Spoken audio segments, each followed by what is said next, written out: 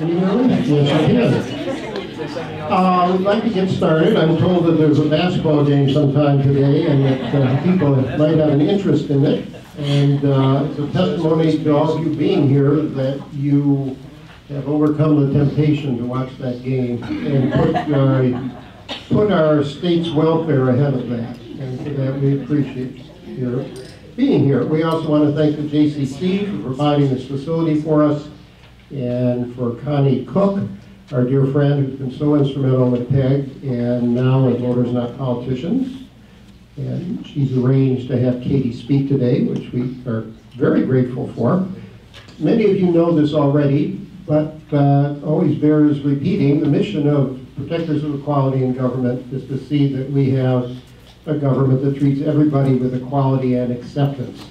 And, novel thought. And the activities that we undertake to do this are sort of divided into two periods. One is before the election, when we get real busy, and the other is building up to the election, which during that time we have events such as this to keep people sensitized to the issues and why they should be involved in elections. And we have a weekly newsletter, which if you don't get already, you're going to if you signed in today. You can always unsubscribe, but you can also forward it to your friends and suggest that they subscribe. Just so that you should know the type of things that we do to help, or at least have done in 2018 to affect the election, is that we're very proud of the fact that we produced, with the help of some folks from the Washington Democratic Party, 18 different versions of these voter guides, which retrospectively, based on our analysis, were effective in getting some people elected to higher office who would not have if we hadn't done that. So if you have any interest in working with us, you'll be given many opportunities to do that. In addition to today's program, we're co-sponsoring along with A2D2 and Dexter Indivisible, the speaker this coming Wednesday in Dexter. We're going to have Brian Watson speaking, who compares politics and marketing and says, like marketing, politics is the art of persuading people to think about matters the way we think about them, and to act, to vote the way we want them to act. To be successful, we have to speak to people in a way that they understand. And he's going to be speaking on this subject and how to do that. It will be at the Jolly Pumpkin at 7 o'clock in Dexter this coming Wednesday.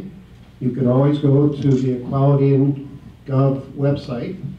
And just Google Protectors of Equality in Government, and you can go to our website and there'll be more information about that there.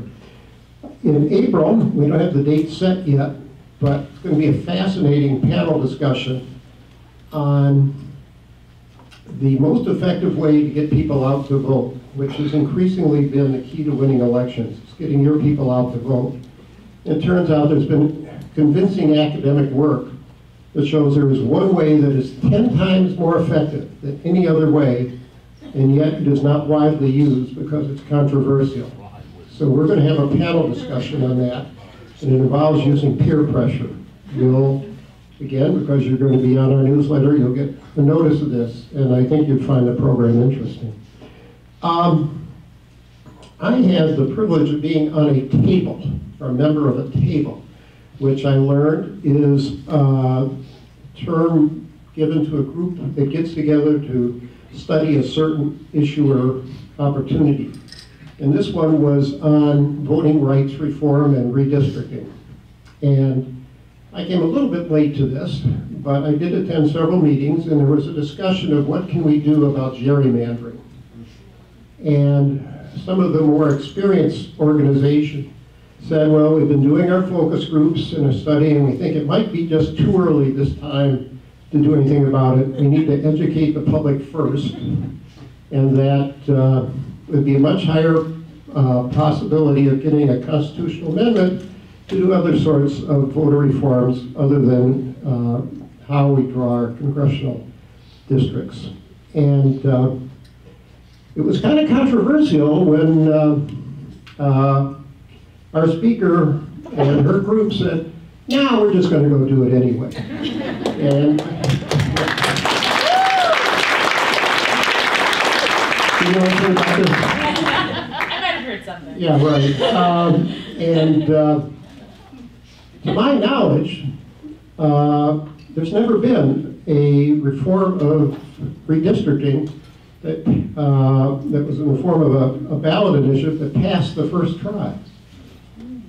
And voters, not politicians, passed it in the first try. So I'm as eager as you are to hear how this was done and where voters, not politicians, might be going, and providing our input to see that happen. Connie, will you come up and introduce Katie? I will do that. Oh, one last thing. We would appreciate any financial support you care to give PEG. It does take money to run this organization, so we're going to be passing the jar. As opposed to the hat. Same thing. Okay, I am a member of PEG's coordinating committee, and I also served as education coordinator for the Voters Not Politicians Region 8, the 5 counties around here. And I am lucky enough, therefore, because of those 2 affiliations, to have the chance to introduce Katie. Before I do so, let me introduce the people who are here representing Voters Not Politicians' new volunteer advisory board. Would you stand up, please? Here they are. Thank you. And they're from all over the state. There are many more of them who could not come today. And there are lots of people here today who helped with the Voters Not Politicians initiative over the last year or 2. Would you all stand up, please? We need to applaud you. Wow.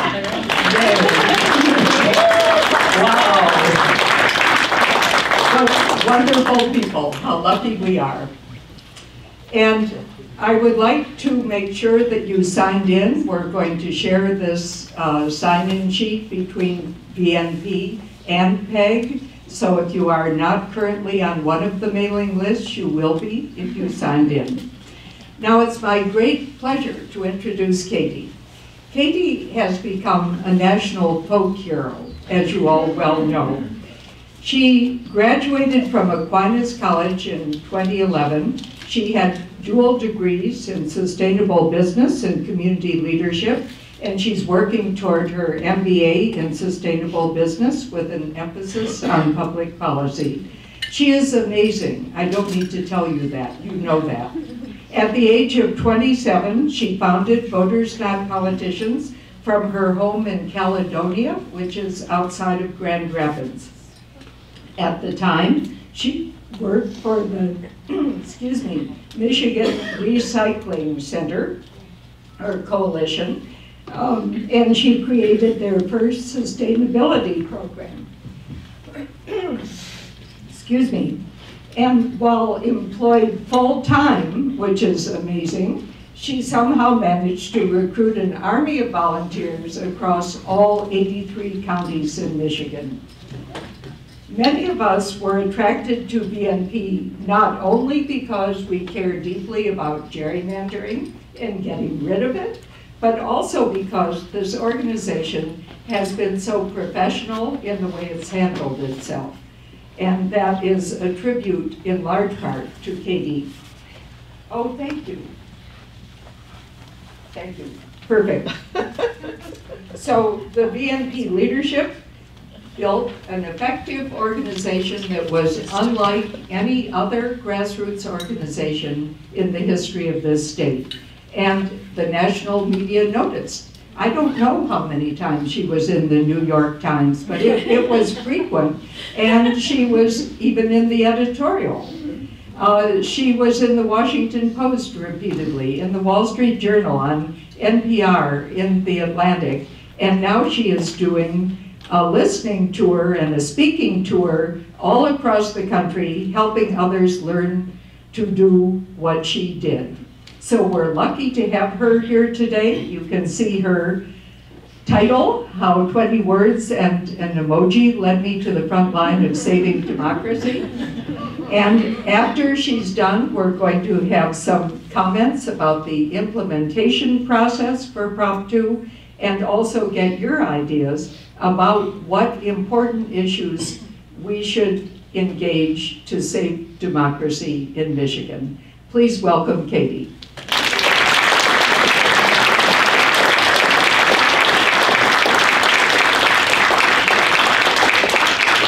Thank you guys so much, and seeing that there are so many volunteers here, this is our story. I hope I do it justice. No pressure. But super excited to be sharing this afternoon with you. I am Irish, that is why I'm wearing green, just to throw it out there. Not speaking about my basketball preferences. Okay. So, the Michigan State Constitution opens with all political power is inherent in the people. And I took that super literally in 2016. And I was like, I am a people. That is my power. Let's do this. I'd always paid attention to politics, didn't study it, wasn't really into campaigns at all. But I always made sure I voted. I really cared about local elections. The Kent County Drain Commissioner race was super important to me in 2016. I know it's the other side of the state, but if you want to know more, talk to me afterwards. But I felt kind of lonely caring about politics in the very small way that I was. A lot of my friends and family, I'd always try and share these articles on, the systemic reasons why we are so frustrated with politics, or I'd try and talk about it at dinner, and it just wasn't really the people I was surrounded by or my crowd. But in 2016, that started to change. I was at a birthday party, and I overheard my family and friends discussing the differences between Hillary Clinton, Bernie Sanders, and Donald Trump's healthcare and childcare policies. And I was like, what? You guys did research on what their policy stances are? And then some of those same friends and family started standing in line for like 4 hours to go see a presidential candidate. And I was like, I don't even think you're registered to vote. Like, this is exciting. And although I didn't completely agree with what everybody was saying, I was just really excited people were showing up. And then the election happened. And I don't know if anybody's on social media in the room, but right after the election, just in case you weren't, or maybe in case your newsfeed was different than mine, it was ugly. I had some people who were extremely elated and bragging a lot, and other people who were saying the world is over, I don't know why I bothered to participate anyways. And then all I could think about was Thanksgiving, and how I did not want to go after seeing what was being posted online, because I didn't want to talk about who we voted for. Because to me, it wasn't about who we voted for, it was about like the actual real world problems that are facing our country and our state and ourselves every single day. And I had a theory. So thinking about, okay, why was my family more excited than usual? Especially those people who don't show up, why were they? And it was really because of Donald Trump and Bernie Sanders. And I was like, what the heck do those two have in common? So I tried to, they're old. Yes. And then I also was brainstorming, what else could there be? And I think some of their core messages, Bernie Sanders, I believe, was the political revolution, and Donald Trump's was drain the swamp. Especially in West Michigan, I cannot tell you how many bumper stickers said drain the swamp on them, or our political revolution. And I thought, those two sentiments actually sound kind of similar. They're both looking at how do we tear it all down because it's not working for me. So vote for me because I will tear it all down for you. And that wasn't actually super appealing to me. I was a very weird millennial. I was like, the status quo is cool. Not a cool person, me.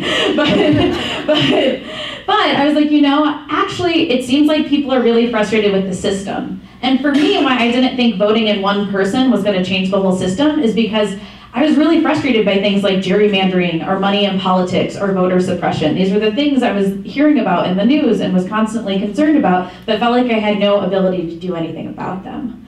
And I had a hunch, maybe we can have a good Thanksgiving if I find some common ground between us.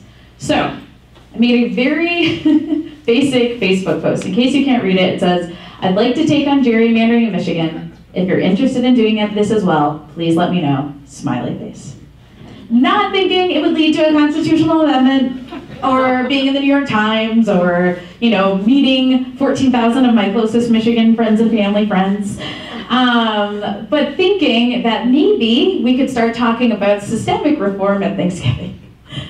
What happened afterwards is the posts that I post that normally get no likes actually got a bunch. And I went to work, and when I came home from work, I was like, oh my gosh, like 70 people have liked this. That's crazy. And I had a bunch of inbox messages on Facebook. Somebody can send you a private message saying, hey Katie, I'm so excited you're working on this. Tell me what to do. I've been frustrated by gerrymandering for a really long time. And they were all people I did not know. And I was like, how did they find me? Around the election, a bunch of Facebook groups had popped up. They were private groups. I think it was like, you know, if you're voting for Hillary or Bernie or whatever it may be. And my post apparently had been shared in a lot of those groups. And so a lot of those people started seeing it, and on the post it said, you know, you can, you know, message Katie, she'll tell you what's up. And I was like, oh no, oh no. I called my coworker, Kelly Shelter, who ended up being on our board of directors, and I said, that Facebook post I was telling you about this morning, a lot of people responded. I was like, I don't know what to do. I don't know how to end gerrymandering. And she was like, but we have to try. And I was like, well, try what? What are we gonna do? And she's like, don't worry about it, don't worry about it. So at work, we're going on Ballotpedia and literally Googling how to end gerrymandering. That's how it all began. And Ballotpedia let us know that we needed to gather 315,654 registered Michigan voter signatures. So we divided that by 2, because there were 2 of us. And we figured out that if both of us could gather about 3,000 signatures a day and quit our jobs and just work day and night, then yeah, we won't let down all these internet strangers that we don't know, and we'll be able to, you know, amend the Constitution. Then just like get a couple million people to vote on it. It'll be fine. Little did we understand how big this path was before us, but I think the really exciting thing was, as somebody who did care and who felt like they were just screaming into the void all the time, never getting likes on the political post I made, or if they were from the 1 or 2 friends from college who were in a similar poli-sci class, I knew that something was different about this. So this set us down the path of, super easy path, organize and pick a direction. So there's a couple ways you can end gerrymandering. You can file a lawsuit against the current set of maps to say they were drawn illegally. You can try and work with the legislature. We ended up doing research, and our policy committee found that over 11 times bills had been introduced but never even voted on. When Democrats were gerrymandering Michigan, the bills were only introduced by Republicans. When Republicans were gerrymandering Michigan, bills were only introduced by Democrats. Huge surprise. So we're like, we're tired of them. We'll go with the third option. And the third option was, if you could write constitutional language, gather a ton of signatures, then you could bring it up for a vote in front of the general public. And I thought at that time, you know, I'm really sick of the games that get played. I don't want to have to compromise on the language in our solution. Let's go with that third one. So then in Michigan, you have to form a ballot question committee if you want to raise or spend over $500 either for or against a ballot initiative. Then we had to write constitutional language, easy, super easy, especially from somebody who spent their days literally in garbage cans sorting through waste and recycling and measuring it.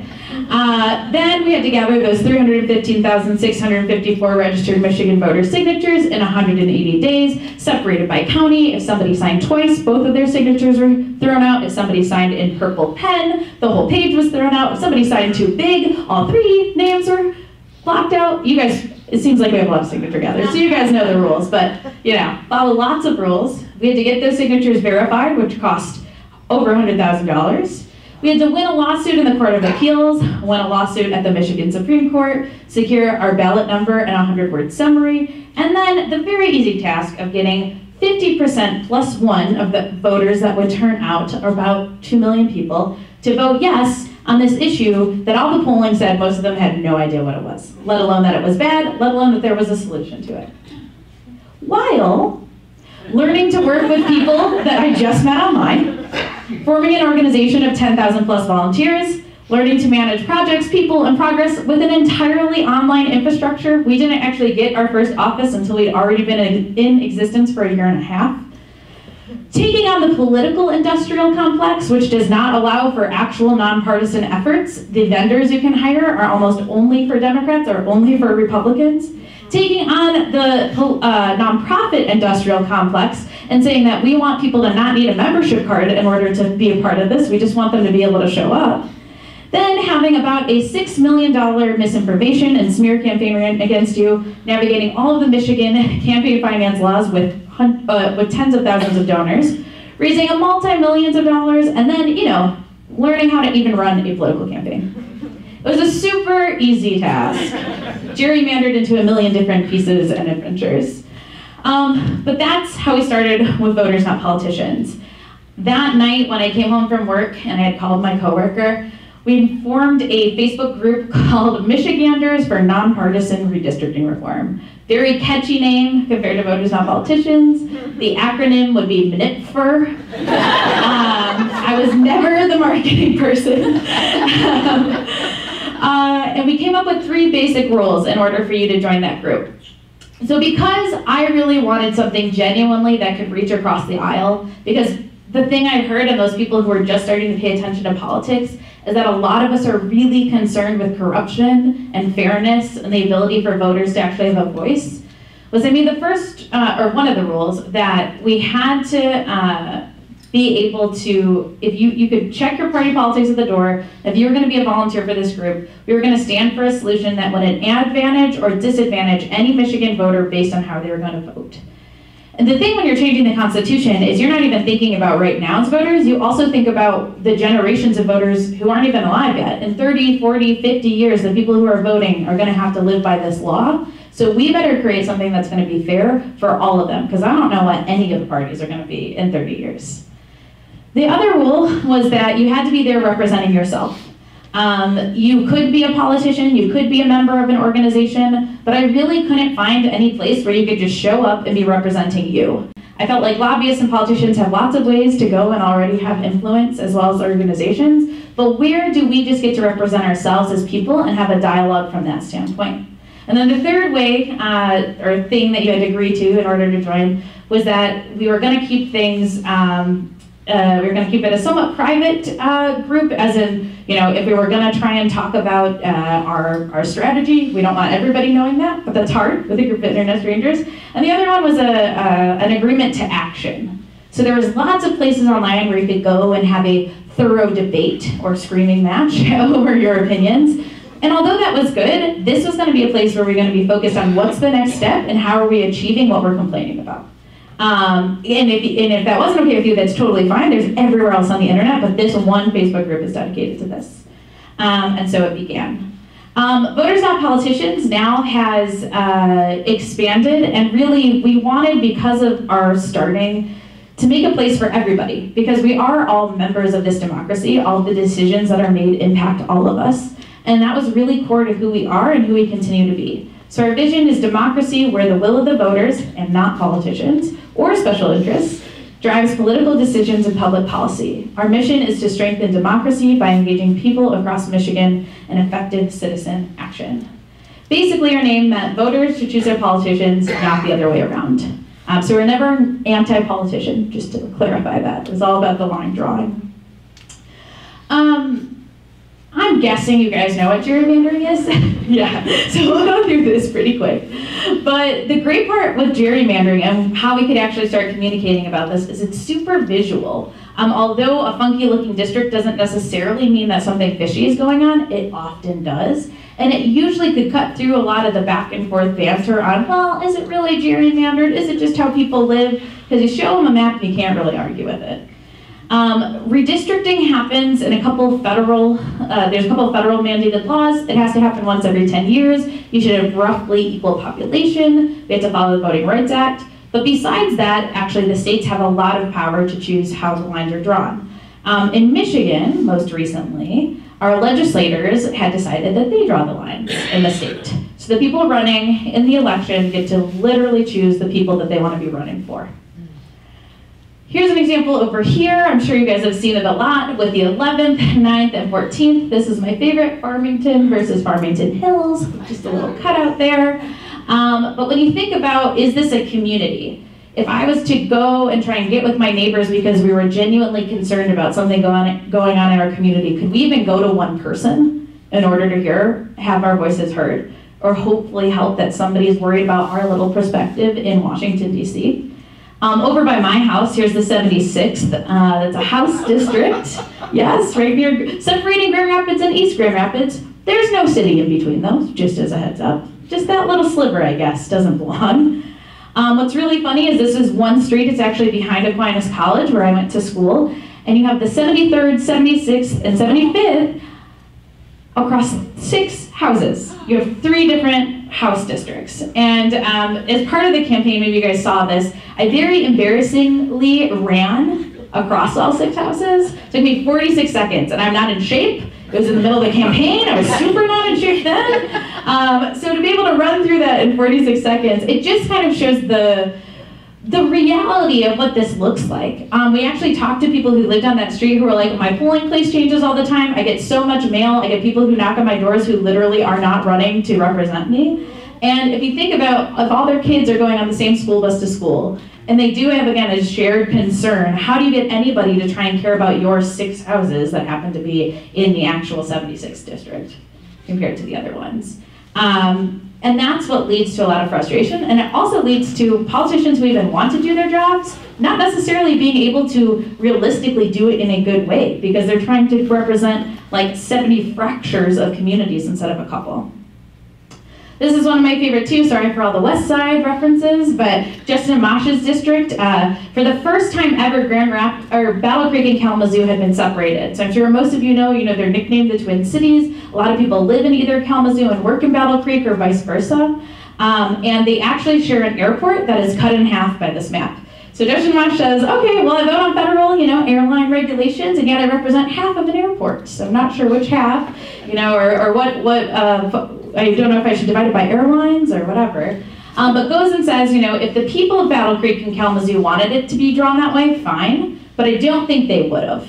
I don't think that Grand Rapids and Battle Creek have more in common than Battle Creek and Kalamazoo, or even Kalamazoo and Grand Rapids. And that's, again, it goes back to, it's us as people and voters being looked at as a political pawn instead of actual people who need representation. As part of my day jobs, both in the grocery industry and in the recycling industry, I did have to go to the legislature every now and then, didn't write policy or anything like that, but it became really, really frustrating when you could clearly see that the best interests of people were not being put first. So we have a ban on banning plastic bags in the state. Something I'm uniquely qualified to be an expert on, actually, because I cut my teeth doing sustainability in the grocery industry. I set up the first sustainability department for Spartan Nash, which is like Family Fare, D&W, Glenn's, all those kinds of mom and pop grocery stores.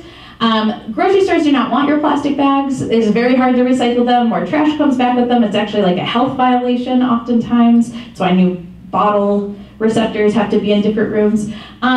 And they're not going to self-correct, is pretty much what I'm going to say. Like there's not a lot of incentive to self-correct, especially for mom and pop grocery stores where they have a very slim profit margin, because it costs more money to recycle those than that. So anyways, a community is organized so that they could ban plastic bags locally. I'm at the hearing and I'm like, hey, like this is not good and whatever. And it turns, and they end up voting for it really quickly. They just dismissed that I even gave testimony. And it turns out the next day it gets released that, this fundraiser was held for the head of the committee, and Meyer had just donated $5,000 to him the day before, and it wasn't a bribe, it was just a coinciding fundraiser. I was like, really? That is so blatant. like, why are we outraged? But it happens all the time. I mean, with the emergency manager law, probably one a lot of more people are familiar with, and then attaching a dollar appropriation to laws that are passed so that we can't get rid of them. And I think it was just how little people cared, it seemed like, how used to it the politicians were when you would go and talk to them, and how it was just the way business is. And I was like, that's not the America, but certainly not the Michigan I want to live in. And I think that's what we started hearing everywhere, and a lot of people were frustrated with the system. And so when you can point and show that this is a systemic, do you think that it's fair that, do you think politicians would take the advantage of drawing their own district lines to favor them or favor their party? I mean, I don't think I ran into a single person who was like, no, I don't think so. I think they would just do what's right. Not a popular sentiment no matter where you're at in Michigan. So when we were looking at what can we do to actually change this process, we really wanted it to focus on changing who was drawing those lines. So from our Facebook group, I was going into the weekend and saw that we were headed a billion different directions. So I was like, you know what, we should make committees. Let's make committees. And made up what I thought different political committees would be. I wish there was more science behind it, but literally this is a lot of like, Katie's worked in corporate America, and we're going to translate some of that to political organizing. So we had a fundraising committee, a marketing committee, an education committee to figure out how do we talk about this, an outreach committee to figure out how do we find other partners, a policy committee so we could figure out what are even our options legally. And we had a couple others too. We had a great IT committee eventually, and a volunteer engagement committee was kind of like an HR committee. And really, part of the other reason why I was doing that is when volunteers were first joining, you had to fill out a really intense survey saying, why were you here? How many hours a week could you volunteer? What are the skills that you have that you might want to use? And I started seeing some absolutely incredible people on that list. Like one of the people had ran the Michigan Renaissance Festival for 10 years. And I was like, what? Why are you here? Why are you volunteering with me? I don't know what I'm doing. You know, there's all these like really cool people who, especially retired, who have just had incredible careers and were like, I'll give you 3 hours. And I was like, I'm gonna use your 3 hours so wisely. Because I just saw this huge amount of knowledge that I knew I didn't have, and I also knew could translate into helping us figure out how do we forge this path forward. So from those committees, you could self-select into it, or if you didn't really know where you fit, we literally, like, by hand went through and read your profile that you did, and we suggested what committee based on what projects we needed. From those committees, we knew our big tasks. So for knowing the constitutional amendment, we knew that write constitutional language, gather signatures, get on the ballot. There's a ton of mini steps in between that, but those were our big ones. So then we did milestones off of those. And we had a really large spreadsheet system that we said, okay, let's just plug people into projects and figure out how it goes.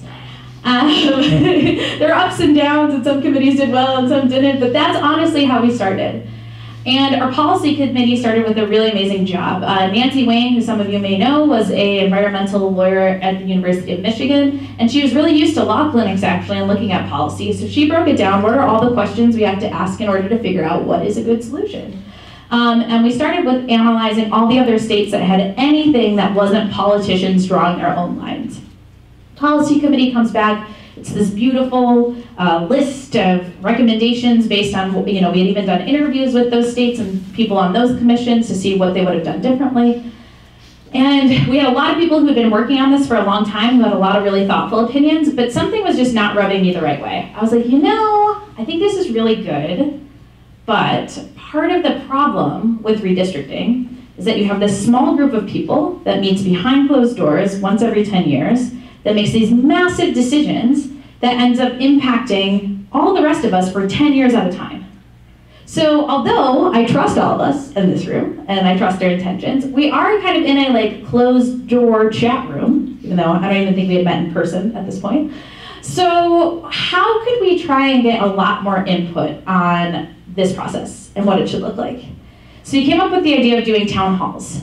At the time, a lot of legislators were refusing to hold town halls, and we're like, if they're not gonna, we're gonna. We're gonna go and actually talk to people.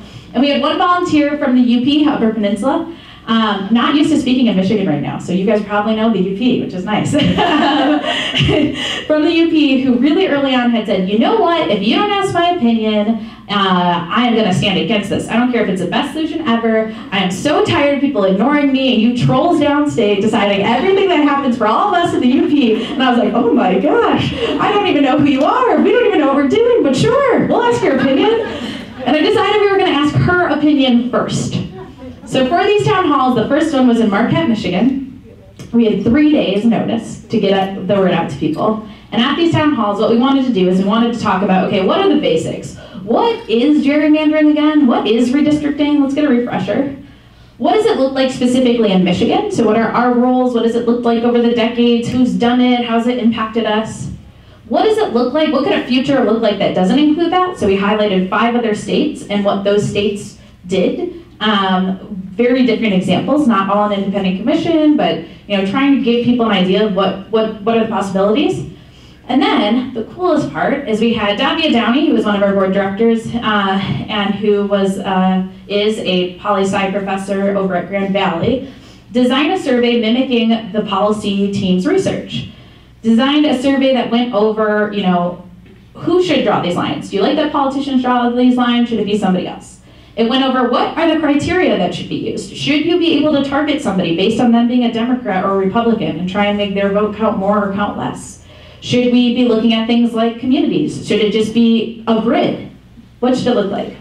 And then the last part was, what should the overall process look like? Do you want to be involved? Should we have everybody be able to vote? Should we have nobody be able to vote? What should this actually look like? And we asked people their preferences.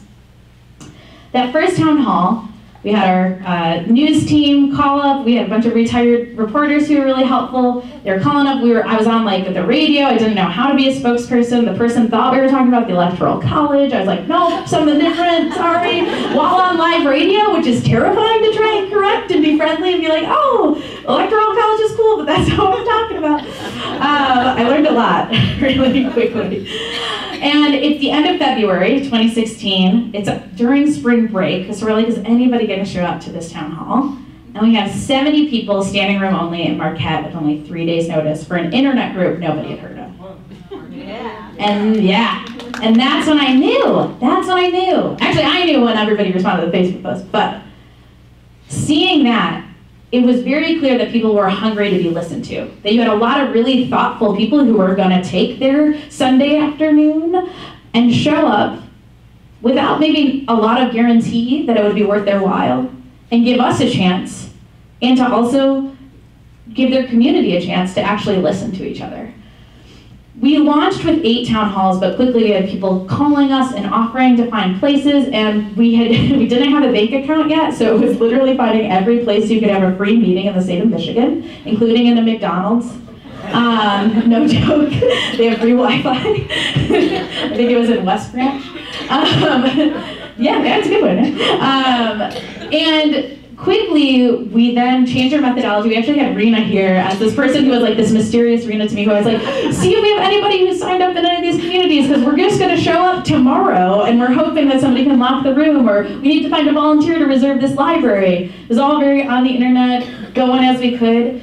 But we ended up holding at least 2 town halls in every congressional district, so we added some theory along the way. We had online ones, and I think we even did one in a different language too, to try and get feedback from as many people as possible, because we really wanted to have this be something for and by the people of the state. I was maybe too naive to understand that normally when ballot initiatives are done, you already have the language, or it's from some special interest group who've helped, not that that's even bad, but who have helped create this in other states, and they're the experts, and so then they get to say how it goes. But I was like, I think we're all very, capable of being able to participate, so why don't we try? And if we're gonna need people to vote on it anyways, like my theory was, like, if they have some input, hopefully they'll like what we write, because they'll have helped write it, so hopefully they'll vote yes. And the cool thing about those town halls is almost at every single one, it was standing room only. Just so many people wanting to participate and give feedback. I don't know how effective this was, but we wrote letters to every mayor and township supervisor of a city that was over 3,000 people, inviting them and telling them where their closest town hall would be, because we're like, hey, we're going to be putting this thing in the Constitution. We're just starting. We don't have networks in every single community. Please make sure you come out. And we tried our hardest to really reach out to as many people as possible.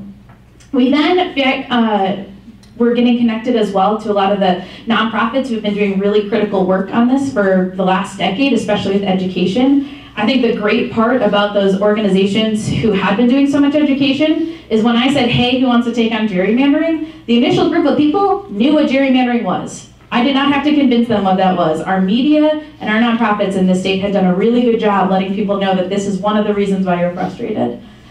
And so we took best practices from across the country. We tried to make sure those especially most impacted communities that we knew that we didn't have enough time to reach everybody in were at the table to give their feedback, and some of those organizations could make sure that we were being considerate of what's best in other states. And we wrote some constitutional language. It's probably one of my favorite parts, because we had a couple different summits where we would take all the feedback from the town halls, and then we were trying to make the decisions as you went through. And I was looking around the room, and garbage person, And I'm looking next to me, and there's a birthing doula, and there's a veterinarian, and there's a stay-at-home dad, and there's a retired mailman, and there's a bunch of lawyers. And at first, when we all started, everybody was like, as a Democrat, as a Republican, and I was like, as somebody who hates both parties. But that quickly faded away, and you just saw that even though people were really passionate about the ideas that they had researched and that they, had made their best effort to think was really best, we were also thoughtful towards each other. And we made compromises, and we really tried to stick to the integrity of creating a solution that wouldn't advantage or disadvantage any person based on how they vote, and being true to what the will of the people of Michigan would want. And it was like one of those things where you hope that democracy is that way. You hope that every policy is crafted with such intention. I have a theory maybe that it's not, but I hope it is. And it just felt like what you're supposed to do. What I always envisioned democracy, like in 4th grade when you're getting fed, we threw tea in the river, the Boston Tea Party. I was like, that's what this is. It's all of us coming here together to have a plan.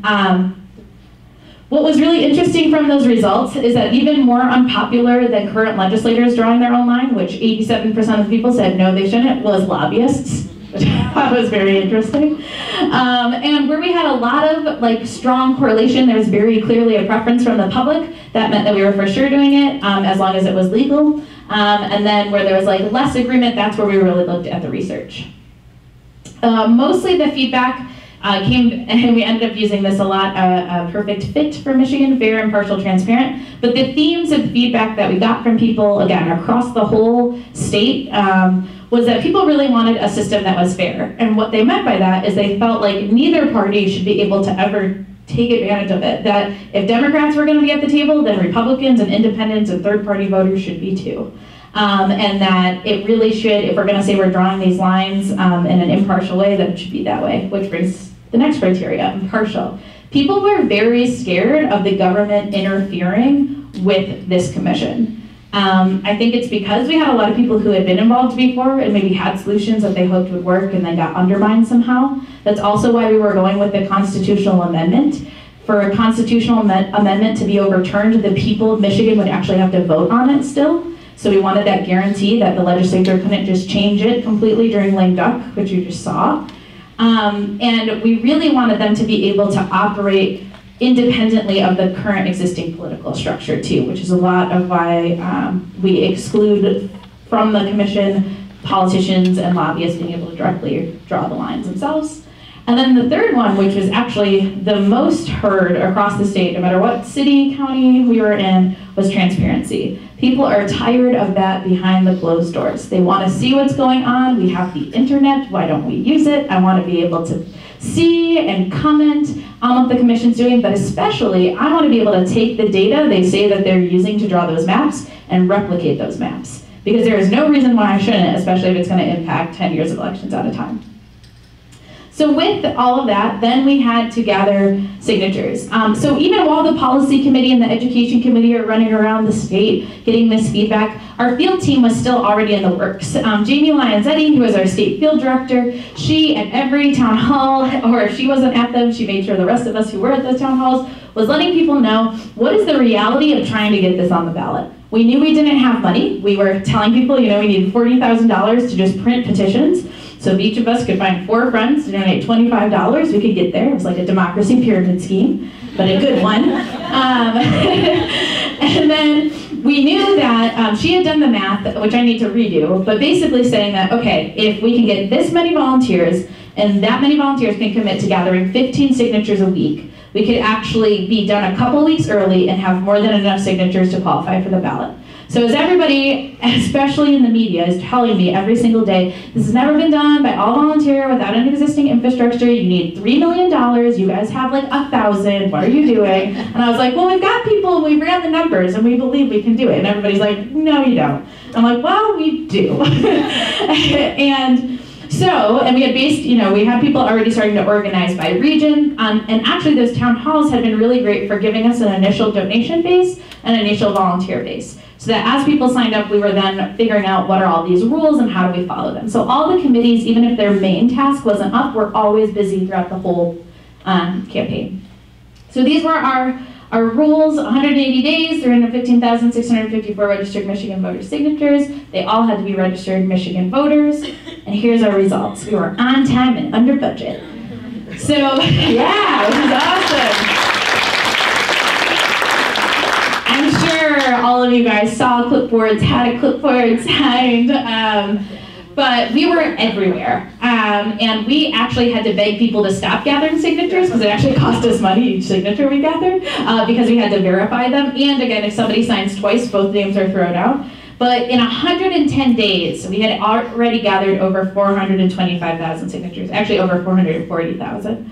At the time, there was no requirement where you needed to gather those signatures, and we had gathered them from all 83 Michigan counties, which our signature verification firm, who's been working on this for decades, is like the top one that's ever used, said they had never seen a campaign that had done that, and we did it in 40 days. Yeah.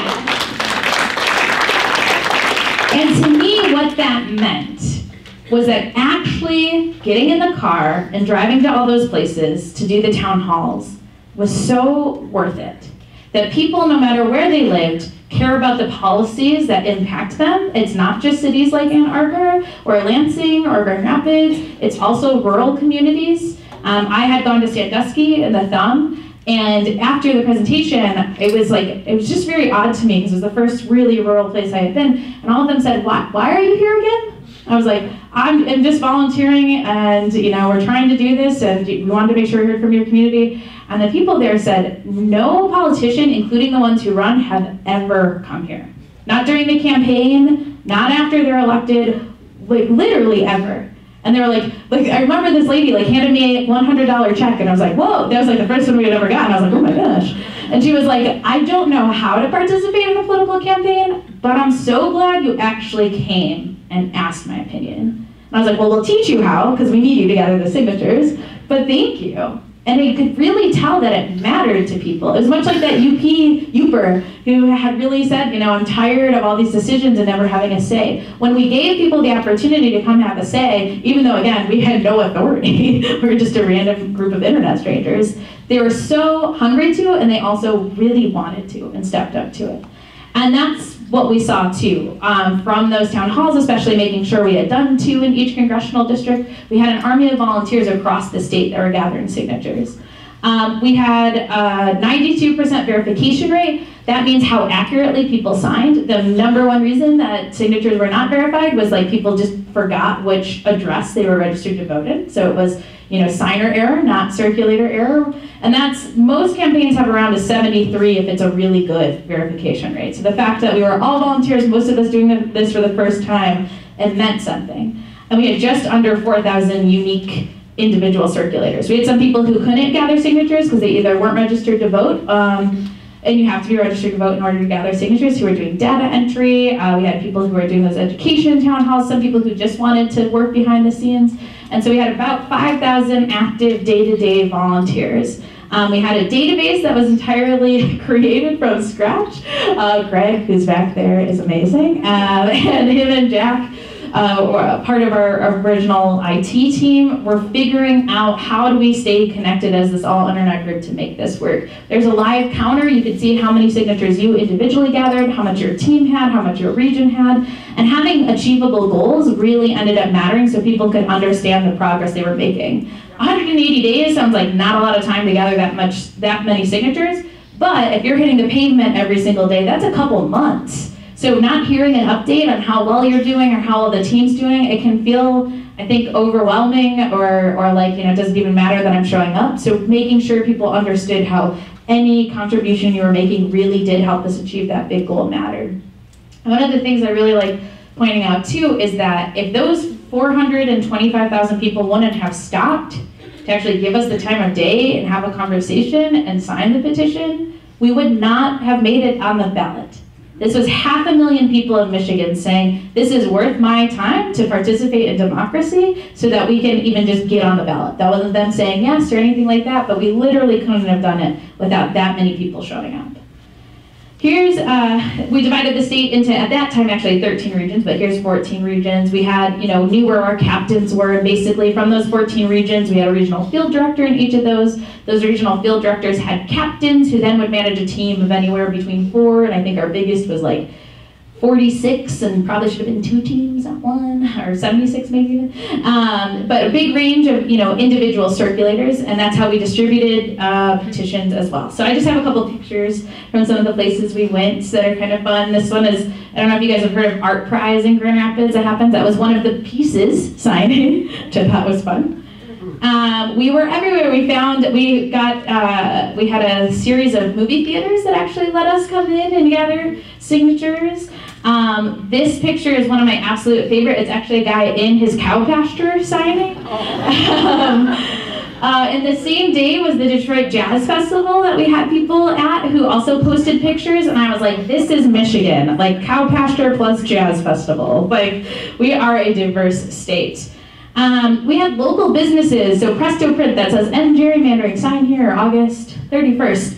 We tried to have fun with it. I mean, I think so many times politics seems unapproachable because it is kind of, you're either in argument mode or it's not a lot of great stuff happening. And I have a catchphrase of like, who said democracy can't be fun? Why don't we figure out how to engage people and get them to actually stop and talk about this wonky practice that's been going on since our representative democracy started.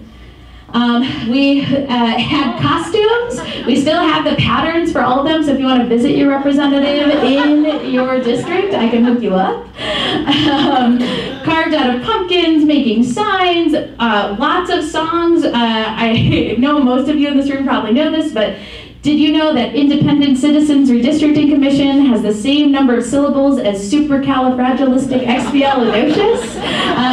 Yes, so I'll just do the one verse, but Independent Citizens Redistricting Commission, 420,000 people signed a petition to say that voters ought to pick their politicians. Independent Citizens Redistricting Commission. Yes, oh, thank you.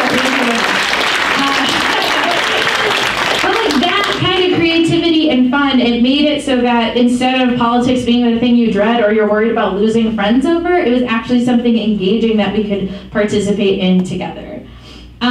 This is one of my favorite pictures. These are her petitions being buckled in because they were so precious to us. We pretty much pony express these across the state. So when we first looked at shipping, we were like, oh my gosh, it's gonna cost us over $500,000 to mail these things. And we were like, we do not have that kind of money. Like, we really, really don't. I was not a secret millionaire. And so part of dividing up everybody geographically and saying, your team is literally the people who live closest to you, was so that we could distribute materials in an effective way. And so right after we got approval for the petition, I actually, for my day job, had a retreat up north, and I was the one who drove the petitions over the bridge to the UP, met in a hospital parking lot. 4 people I had never met before met me there. They just took the petitions and left. I was like, oh, okay. And they went 4 different directions across the UP to spread democracy. And I remember like looking around and I was like, nice meeting you, and just like drove back down the bridge. But that was BNP, you're meeting in library parking lots, passing off the papers. It was, in living rooms, and all of a sudden, we had this community of people who were all knowing and looking at this huge task that every single person was telling us every single day was impossible, but seeing the reality and living the experience of people. I was at the Allegan County Fair. We had a line of people waiting to sign or hear about what we were talking about. I felt like I was selling something. I'm like, oh yeah, come here, stop for democracy, and draw the lines, you want to draw the lines? And it was a whole experience though. I'm sure you guys have the I voted stickers. We tried to copy that since everybody does their selfie with I voted. Did I sign? We mostly worked at events with those, but just finding different ways to engage. This is Debbie, I just love this picture, who was one of our board members, the one who made the survey, going through and celebrating. But we eventually got all of our signatures. I think some of the top lessons from that field, from the field experience was every team and volunteer matters. As the person who made the Facebook post, I get way too much credit for this. If thousands of people wouldn't have put their lives on hold to dedicate their time and energy and talent, and honestly to be open to trusting people they had never met, this would not have happened. democracy is like a participation sport. Like, if I was the only one off of the sidelines, we would have never gone anywhere. One of my favorite stories actually centered around Andy Banca, who maybe many of you guys know over here in Ann Arbor, but it actually starts with a woman named Rebecca. She was one of our first earliest volunteers, and I was talking to Rebecca, and she was like, you know, I just don't think I should be here. I've never done this before. I've never done a political campaign. I don't have any skills. I'm useless. And I was like, what are you talking about? So I called her after work one day, and I was like, come on, Rebecca, is there anything that you have or you think you could use? And she's like, you know, I have one hobby. And I was like, sure, what's that? Well, I'm sure it'll fit into one of the committees. She goes, you know, I'm a wood carver. And I was like, oh, crap. Okay, wood carving, that sounds great. I'm sure we need that somewhere. But we brainstormed, and we thought, you know, maybe we'll try and carve the districts out of wood and submit it to Art Prize. She actually tried, and the districts were drawn so crazily that they would have like toppled over on children, and that would have been a liability, so we quickly scratched that. But she figured out how to design them so we had our first signs where you could actually hold up your district. And she actually ended up leading our education committee for a while. And then when we came to our very basic tool that we needed, another thing that we wanted was anybody, no matter where they live, to be able to participate in this campaign. It shouldn't just be that you live in a city or that you have enough money to participate. Like, how do we make it as accessible as possible? And we needed clipboards. The reason we needed clipboards is beyond the standard size with our petitions. We actually wanted about 3 inches more so we could collect names and phone numbers or emails from people, because we weren't an existing organization. So if we're going to be talking to 500,000 people, even if we get 10% of those people to stop and give us their names and emails, we'll be that much farther in making sure they're updated on actually voting on this. So we're looking at clipboards. We just priced them out, and it would have cost us about $9 a piece, even buying them in bulk for 6,000 people. And we're like, oh no, we cannot afford that. And so Jamie, I think, was the first one who on our Michiganders for Nonpartisan Redistricting Reform Facebook group was like, you know, I remember we had a wood carver. And she's like, could we make these out of wood? Anybody? Can we make our own? So then this conversation gets going, and it turns out we had like 3 wood carvers. I'm like, great, perfect. And Andy, who's he was the regional field director over here, I think he ended up leading this, but basically we come up with this scheme to create like a wedding registry at Home Depots and Lowe's with the size of wood. It was masonite wood and whatever sheet size we needed, so that people could directly just buy them at Home Depots and donate them. And then Andy found some warehouses, I think he worked at one of them, where we could go after hours and cut our own clipboards. And so for the first time, me meeting many of these people I talked to online, I pull up after work, it's like just starting to get dark, like 7 or 8 p.m. to this warehouse. I'm like, okay, get out. And I see like this army of people, like 7 or 8 people, like chugging along with clipboards, and we ended up cutting 6,000 clipboards in one night, making it so that for 10 cents a piece, everybody could have this super professional looking clipboard, all because we had a wood carver. You know, we probably wouldn't have thought about it otherwise. And that clipboard, because we were looking at it, we ended up figuring out, can we put a local map on the back? Let's put the, you know, directions on the front. But we thought about that tool more than probably any other campaign ever has, because we had to find a way to afford it. But it led to one of the most powerful pieces that we actually ended up having, and finding a place for our wood carvers.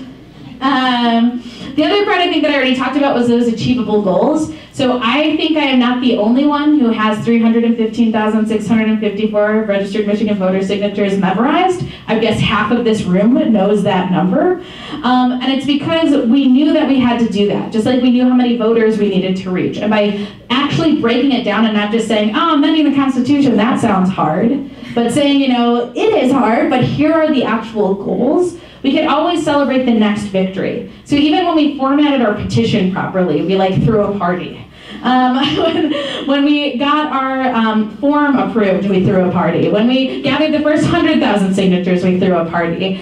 If you don't celebrate and actually take time to see like we are achieving this step by step, then it becomes a really long 2 years that literally feels like a roller coaster. And the last one was, it was a shared success. And I hope it was anyways. I guess you guys are kind of the test of that. But a huge part of what I tried to do from the beginning was, you know, I didn't want to lead actually at first at all. I was like, I literally just made a Facebook post. Why does everybody keep looking at me? But it became pretty apparent that we, you know, when an organization would invite us to their meeting, they wanted one person to come. kind of bothered me, and I was like, I'm not more important than anybody else. But we always tried to talk about how this was our responsibility. If the voters of Michigan want redistricting to look differently, nobody is going to come in and save this for us. Like, politicians don't have the incentive to, special interest doesn't have the incentive to. So if we're going to do this, it is up to all of us to show up and to make sure that we're making it happen. And one of the first times I knew I was starting to be successful on talking about it that way. And that was a hard mind shift, I think, because the way politicians run are vote for me, I'll fix everything. All you have to do is vote for me, I solve the problems. It's never like we are going to do this or you have to actually keep showing up after you elect me. It's not often like that. So getting people to change that mindset, it happened over time. But one of the first times I was talking to somebody, I had just met one of our volunteers, and she said, our campaign to end gerrymandering. And I was like, you said our? Yes. Because for so long people would be like, yours. And I was like, it's not mine, this is ours. Like, we're all in this mess. I might have gotten us there, but we're all here. And that really matters though, because if you don't have that ownership, then I think it's really easy to just look to somebody else to do it. And again, democracy is a participation sport. You have to show up.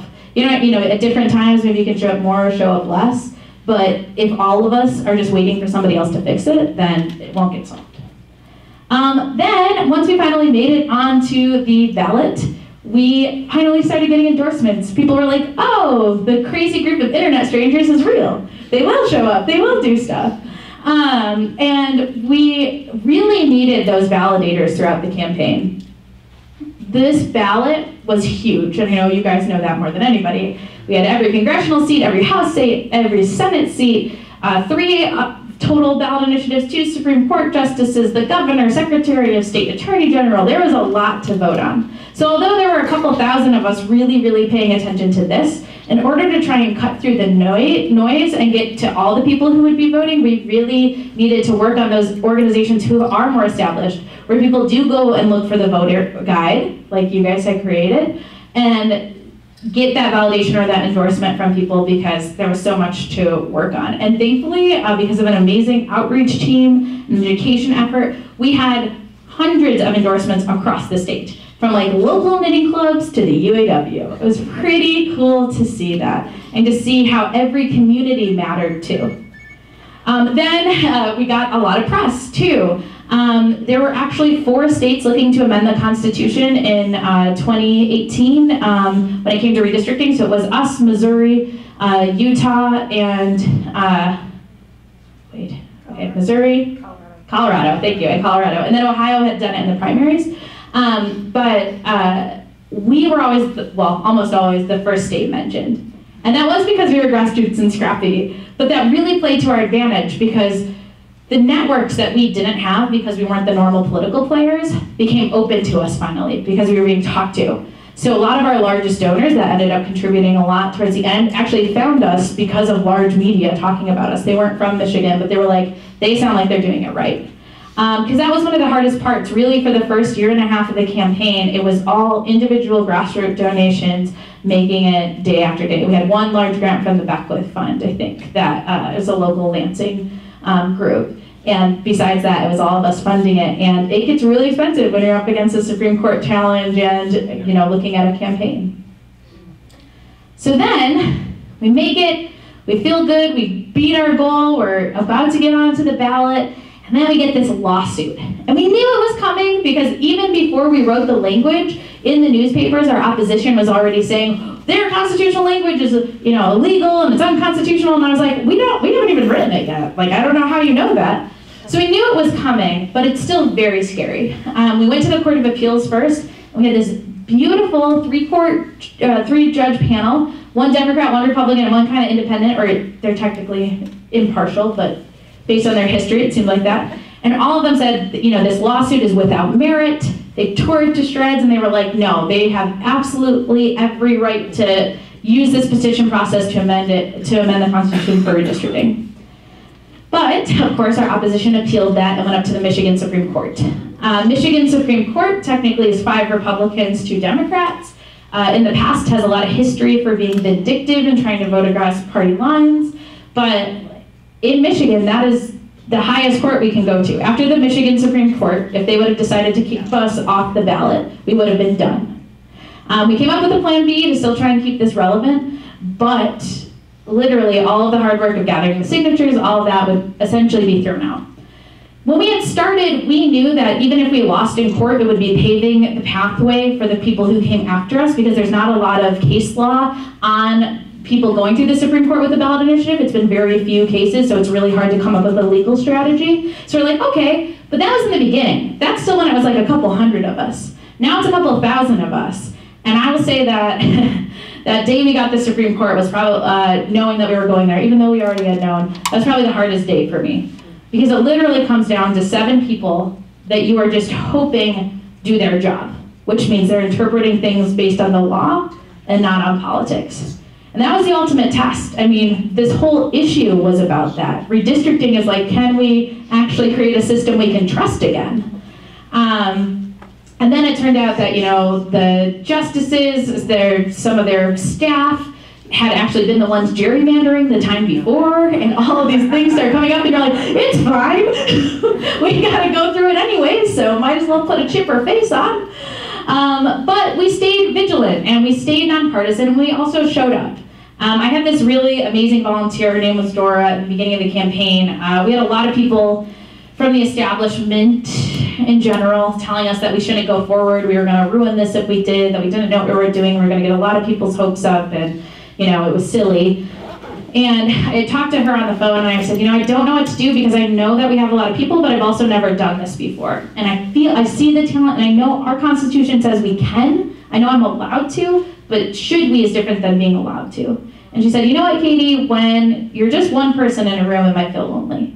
But then you get 2 or 10 or even 100. And 100 people in one room looks like a lot. And although you might not have the money and might not have the power, you have people, the actual voters who will end up voting on this, the actual people who are supposed to be the ones who are looked out for. So remember that. And that was the strategy we carried on into the Supreme Court too. We filled up the whole Supreme Court. I actually heard from one of the justices, that's the only day it's been completely full, that whole cycle, which was very cool. And then we actually had like 300 to 400 people outside of the court too, just saying, let us vote. Because really what they were trying to determine was, are the people of Michigan basically smart enough to be able to vote on something as complicated as redistricting? Or should it be left to the professionals to figure out? And so would we be allowed on the ballot or not? And we won. It was a 4-2 yes decision. And Justice Clement, who is one of the justices, had actually been dropped from her fundraising team before the final count was even out. She was being threatened by funders and basically some of the establishment, and decided to vote based on the law anyways. Justice Viviano, McCormick, and Bernstein all voted for us. It just really restored my faith personally in the ability for our justice system to just do what they're supposed to do, which maybe is a low bar, but you know, better than nothing. We ended up raising lots of money, but what was really cool is we had over 16,000 individual donations, which was over 30 times more than any other ballot initiative in the state. All of the you need this much money beforehand, although that would have been extremely helpful, we found ways around that because of the amount of time and talent people were willing to give the organization. And it would not have been possible without all the many talented people putting in their creativity and energy. We were, for most of the campaign, funded by an extreme majority by the people of the state. And then thankfully we ended up getting a couple of very large donations at the very end, which allowed us to be insulated from some attacks. About 15 days before the election, $4 million was dropped from our opposition with direct lies. We actually got 17 radio ads pulled down because they had lied so egregiously, which is pretty unheard of actually. A lot of other people said, oh yeah, our lawyer will get back to you in 3 weeks. And I was like, oh, after the election, great, thank you. But we had enough money to insulate ourselves from that. So what is this thing that we passed? Independent Citizens Redistricting Commission. So basically, it'll be 13 registered Michigan voters, 4 from the majority party, 4 from the minority, and 5 from independent or third party. So we don't have to register in Michigan what party you vote on, but it'll be 4 Democrats, 4 Republicans, and 5 independent or third party voters this first time around. If you are a currently elected politician or you have been within the last 5 years, you will not be able to serve, although you will be able to participate. So In California, where they have this, you actually could go and watch some of the video of the local legislator coming and testifying as a member of the public, which is pretty cool to actually see, and then saying, like, here's where I live and here's where I think the line should be drawn. But again, you can participate, but kind of like everybody else. If you're a registered lobbyist, and there's a couple other things that are very closely related, then you're not allowed to draw the lines, but again, you are still allowed to participate.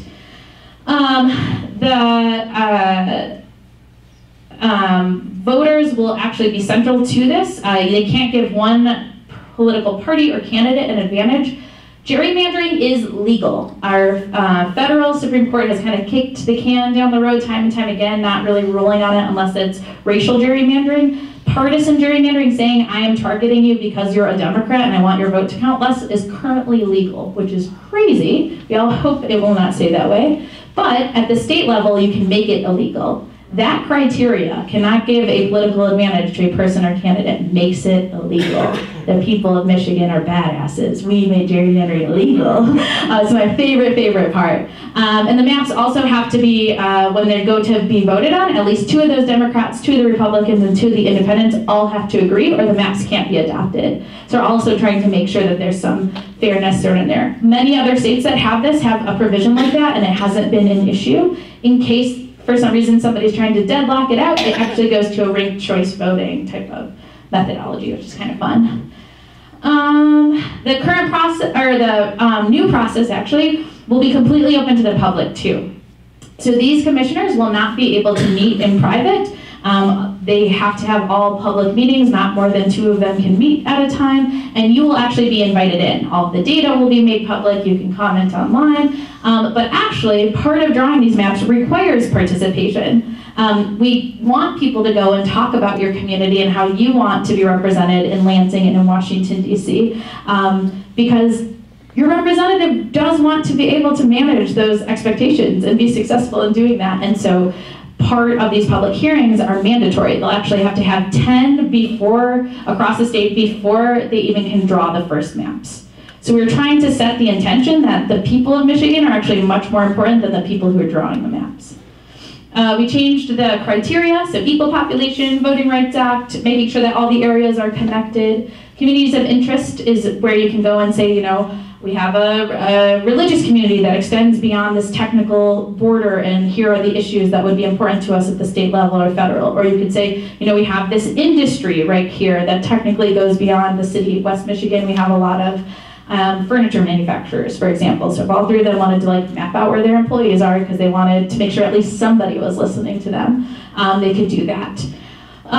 Or in other places, there's been a really robust market that supplies a lot of income for people, and they wanted to go and represent themselves, even though technically it's between 2 cities where a natural boundary would be. Then respecting city, township, and county boundaries and keeping it relatively compact. Because another thing is, if these districts are too crazy or all over the place, even just setting up offices for you to go and visit constituents can be really hard. So we wanted to keep all that in mind. The final result was a 61% win across the state. Yeah. Our initial polling had showed that about 40% of the people even knew what redistricting or gerrymandering was. So then to go to 61% of people voting yes, when they tend to be inclined to vote no and they don't know what it is, was really important. But one of my favorite parts is if you look at all of those green areas, that was all a very solid win. The yellow, orangish color is between 40 and 49.9%, but in most communities it was about 100 voters that voted between 51% or not. And then we only had 1 that was less than 40%. But if you compare this to the governor or a lot of the races that Democrats won, it's far fewer counties because most of our population lives in East Michigan. So the really cool thing about this to me meant that us having canvassing teams in the UP, us having, canvassing teams in the South, in the middle, everywhere, it mattered. In Newaygo County, we won by 1 vote, which I just love.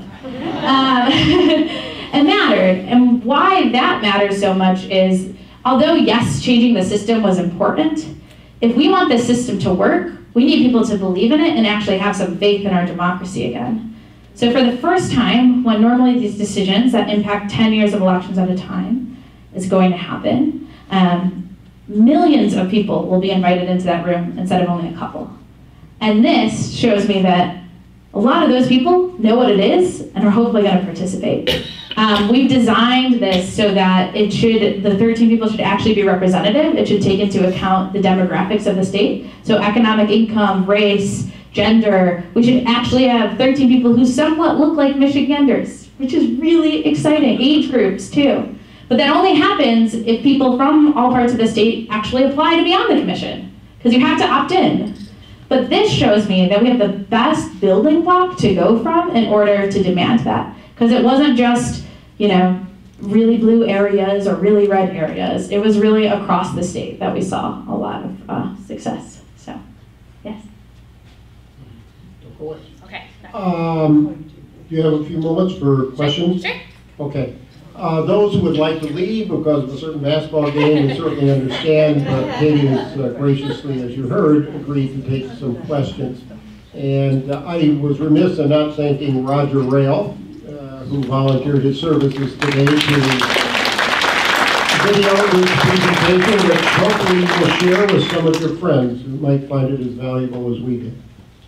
Great, thank you, yes. And just so you guys know, so now that we have that success, we will be working to implement this policy. There's a couple different ways that needs to happen.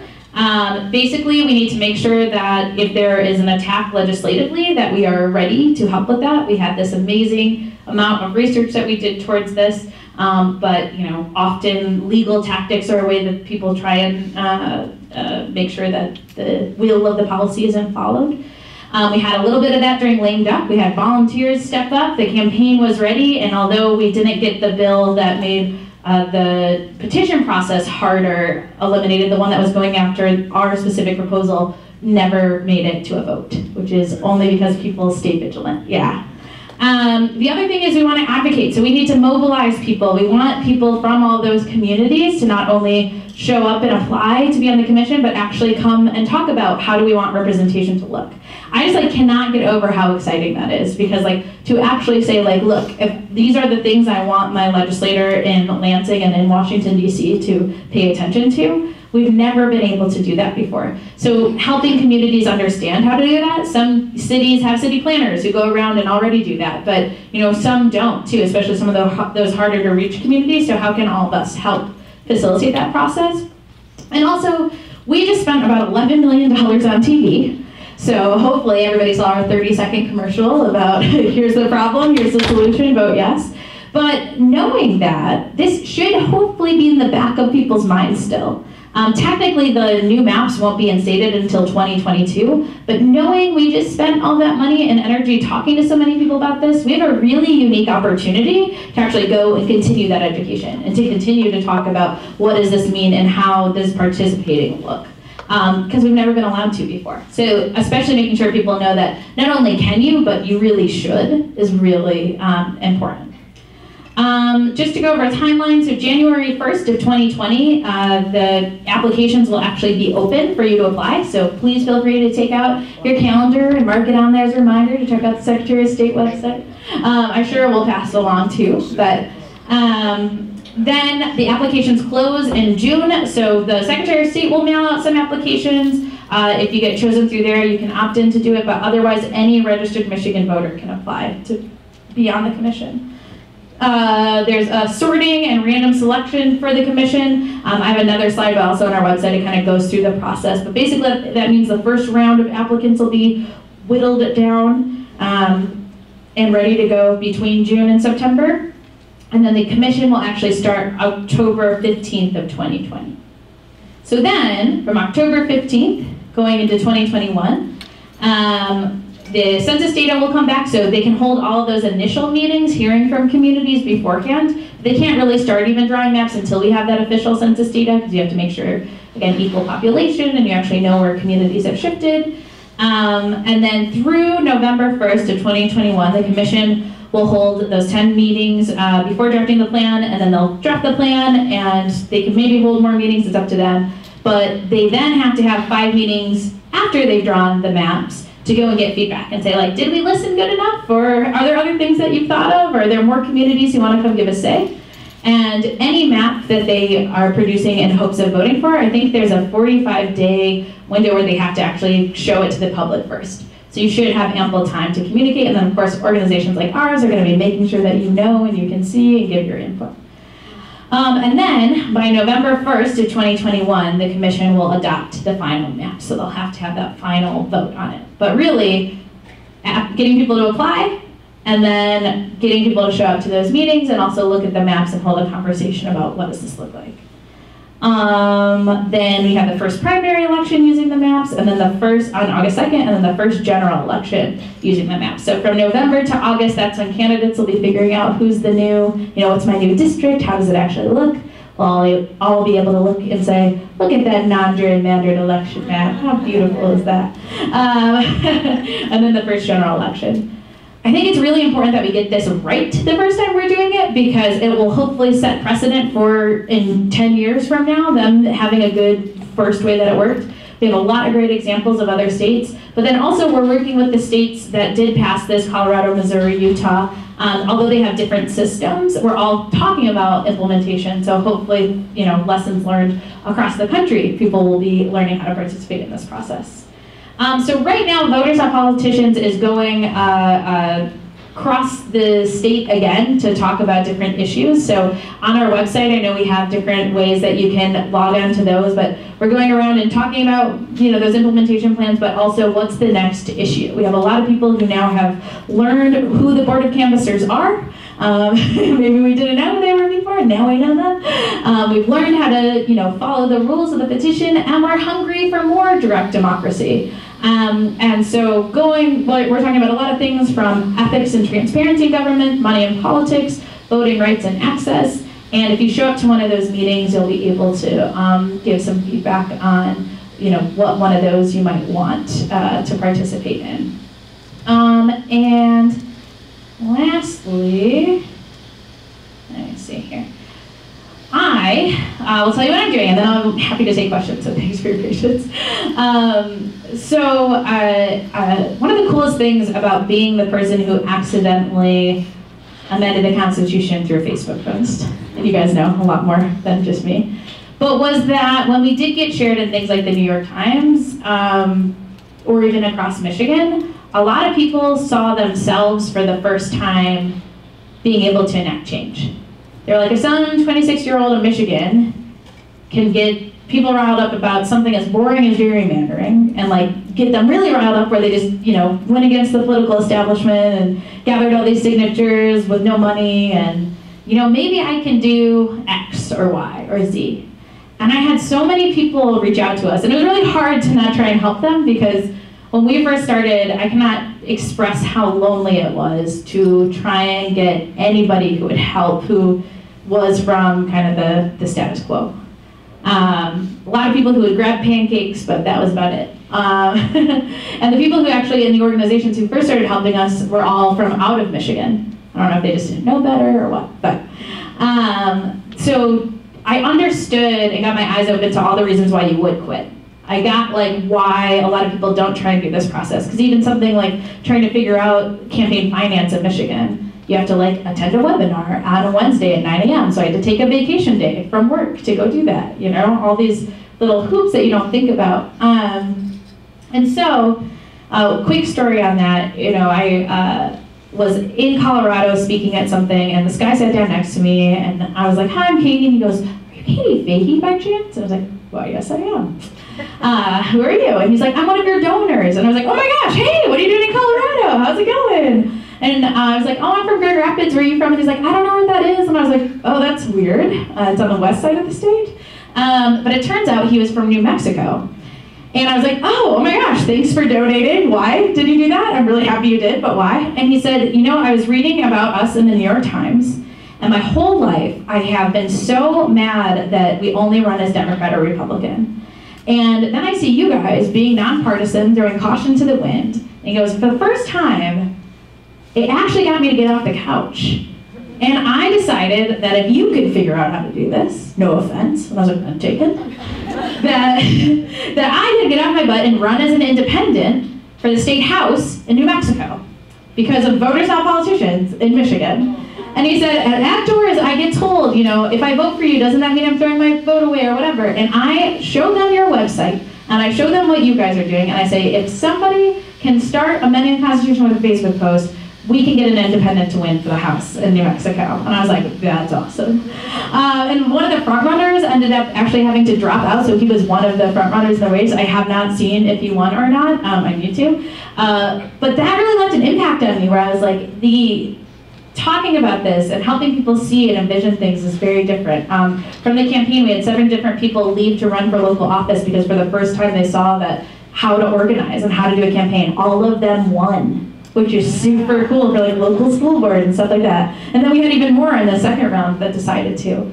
But being able to actually open that door and be the people who don't just say, no, your idea is too silly or that sounds too hard is really important. And so we got connected with a group to kind of try and take our story national called The People. And they're all about bringing Democrats and Republicans and independents together to find common ground and then take action. So we're having a couple meetings there too. These are separate than the Voters Not Politicians town halls, which you should also go to. We're looking for one over here, so you're gonna help me organize it. But basically it's starting with a conversation between equal numbers of Democrats, Republicans, and independents and going from there. But really that's where I'm focusing a lot of my energy right now to really see what is the potential, especially between now and 2020 when we have an unprecedented and recent time amount of people looking to get involved and looking to participate. We've had people reach out to us, you know, from Arkansas who want to like organize local ordinances and across the country. In Florida, there's an open primary campaign because of us. Not that we started, we just inspired, so really focusing there. So I'm happy to take any questions, but I think like my last kind of piece is that after the lame duck session, they made it harder to gather petitions here in Michigan. And this moment that should have been like really happy, I was just mad. I was just really mad. I mean, I was mad in the first place that like thousands of us had to put our lives on hold in order to do this. Like, although this is an absolutely incredible story, I feel like it should be on a different page, maybe, but and it was like charming and like fun, and I think we made like this big volunteer family across the state, which has like inspired me to think Michigan's awesome forever. But like thousands of us shouldn't have had to put our lives on hold in order to try and do what's right. In order to pass something that clearly 61%, 2.5 million people in this state wanted anyways. And that's why I'm mad. Because, you know, again, this experience has been incredible, but it shouldn't have to be this way. And then for our legislature to take the most like unprecedented campaign that could have taught us a lot about being nonpartisan, about how to actually mobilize people and try and make democracy easier to access, they made the rules harder for everybody who comes after us in the blink of an eye with a super poorly written law. And I will not stand for that personally, because they did not ask our opinion on how that should go. And we are some of the constituents who would know a lot about how the petition process could be improved. And there are ways it could be improved, but those were not any of them. And so I think I guess the lasting thing that has stayed with me is that our democracy will continue to need defending. We have made a lot of great progress and it is possible, but we have a lot more work to do. I can't wait until the day I can go back to like business or the nonprofit world and be out of politics and not worry about this, but at least for now, I think we have done something that really the country is looking at. And so many people are excited to learn from all the people who've been volunteers or participated in this.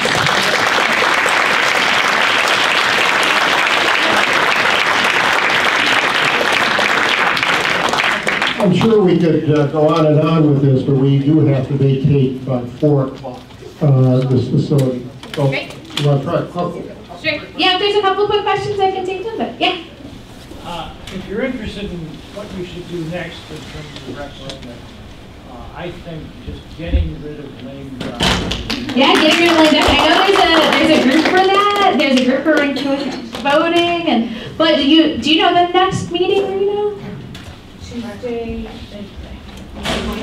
Stand up. Yeah. So Hi everybody, I'm Rita Bash and I was the outreach chair during the campaign. I did most of you guys. But in terms of what comes next for Voters Not Politicians, we are determined to see this through, right? We are all excited and celebrating the milestone of actually amending the Constitution, but we're not done yet. We don't have those beautiful non-gerrymandered maps, and so we're not going to be done until 2022. So for the next 2 years, Voters Not Politicians is still going to be around, and we are really focused on recruiting an even bigger volunteer army to help with this implementation. Katie had one slide that talked about it. But the next thing that we're doing, and please take that slide off. Okay. We are doing another series of town halls during the next month.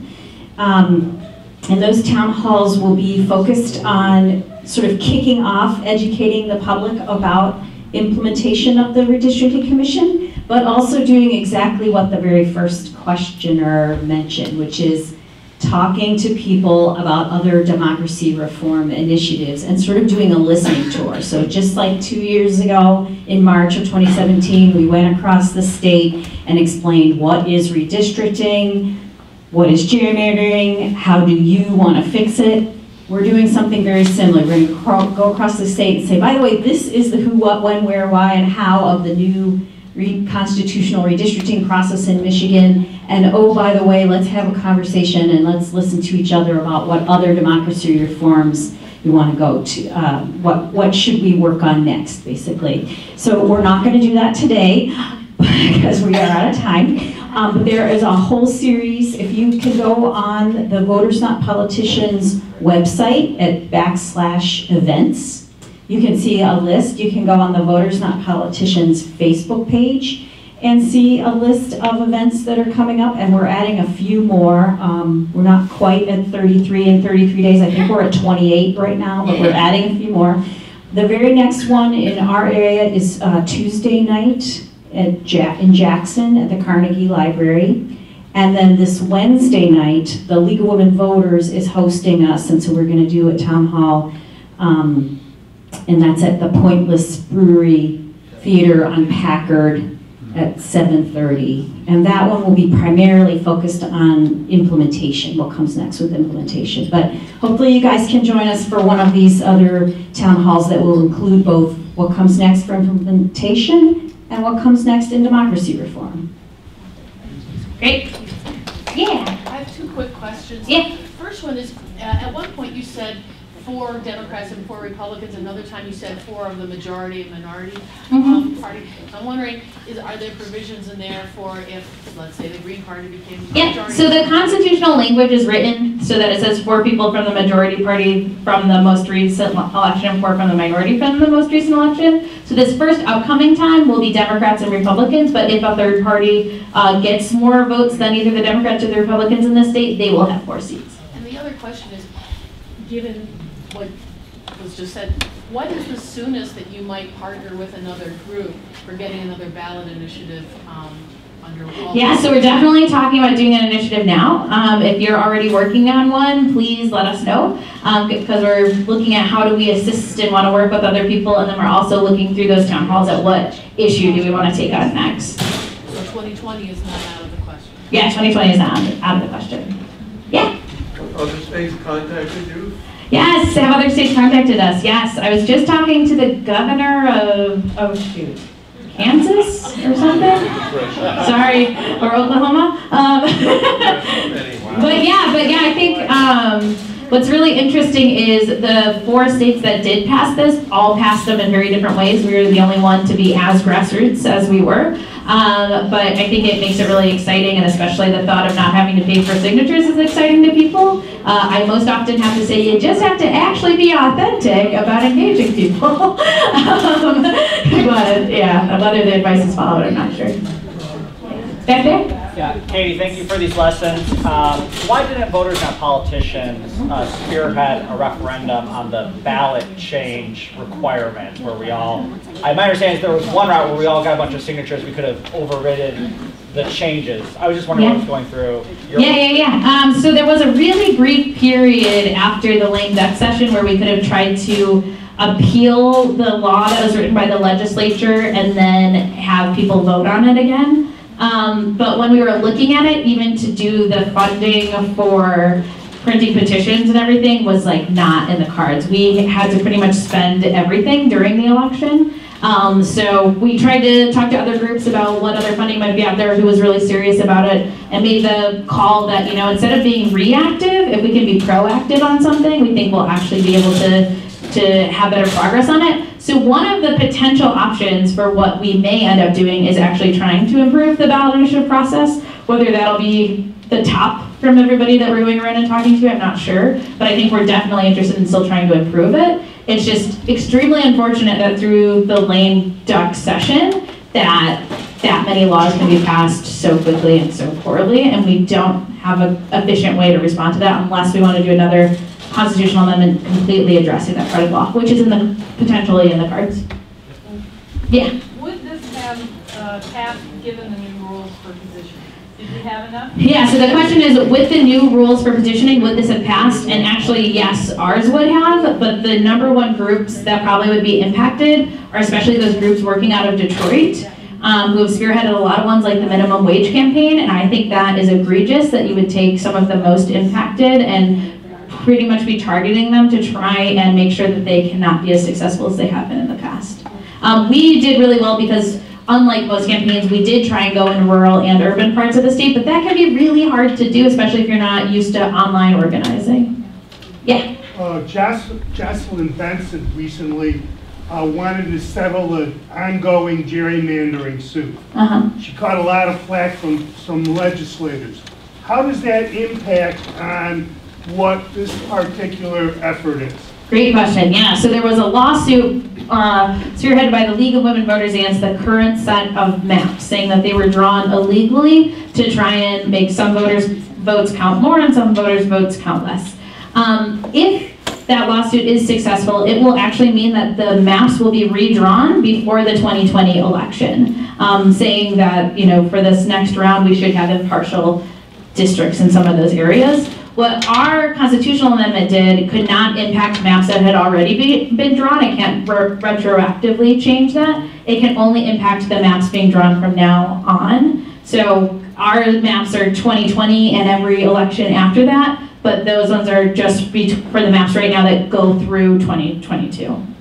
So, yeah, which is still a couple more elections, which is why if it could pass, you know, because looking at it from a pure party standpoint, I think Democrats, you guys probably know better than I do, won the state either 7 or 9% total, yet the state house and the state senate are still for the Republican Party because they were gerrymandered that way. Again, Democrats have also gerrymandered the state. But then you have a governor, a secretary of state, and an attorney general who are one party dealing with a legislature that doesn't have a majority in either, even though many more Michiganders turned out to vote the other way. So it makes it hard to even govern or have people feel like when they vote it matters. Because if you still have all that conflict and nothing's happening, then people are like, why did I vote? Why did I show up? I voted for the right person, didn't matter anyways. And that's what I'm hoping this changes more than anything. Institutional trust in government, in elections, and in institutions is at an all-time low in our American history. If we don't start solving that, like when there's too much distrust, people want to throw it all out. They want to like revolt and do all that other stuff. And I personally, if we can try and fix it, sounds good. All the way in the back. Last question. Last question. What's the name of the two justices who voted nay when we went to the meeting? There are 3 justices. Oh gosh, I should know their names. Can I have some help? Curtis Wilder, who didn't actually end up winning re-election. Markman, who is the Robert Markman, who is the head. Oh, Stephen Markman? Thank you. The Chief Justice, yeah. Was the Chief Justice, yes. Now Bridget is, and I should know. I used to know. I can let you know. We will be putting the Voters Not Politicians events into our newsletter, so you can find out about them there. I'm proud to say that when we did our survey post-distribution of the voter guide post-election, 70% of them plus said that they used it to decide who to vote for the state Supreme Court. And since we had perhaps 1 million people look at those, Clearly, we made a big contribution to that. To give that. So, we need to thank Katie for the profound contribution she and Voters Not Politicians have made to democracy in this state and by example in this country. So thank you so much for coming here.